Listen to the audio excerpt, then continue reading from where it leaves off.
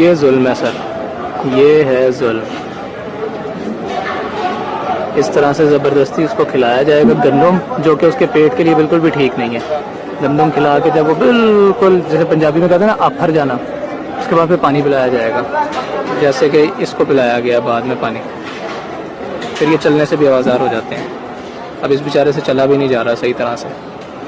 Doctors کہتے ہیں کہ آپ نے جب بھی جانور بکرا خریدنا ہے یا آپ نے ایون چکن خریدنا ہے تو آپ نے مناسب سائز میں خریدنا ہے. جیسے کہ یہ ہیں بکرے، مناسب سائز، چھوٹا چھوٹا سائز، جن کے اندر پھرتی دیکھنے میں نظر آتی ہے.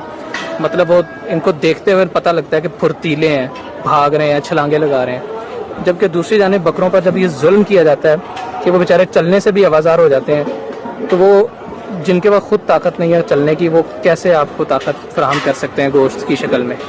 اس لیے جب بھی آپ نے جانور خریدنا ہے تو چھوٹے سائز کا، چست ہو، جس کو بہت زیادہ پانی اور یہ چیزیں نہ کھلائی پلائی گئی ہوں، وہ خریدنا ہے، جو کہ چست بھی ہو اور آپ کو بھی ظاہر طاقت فراہم کرے وہ گوشت کی شکل میں.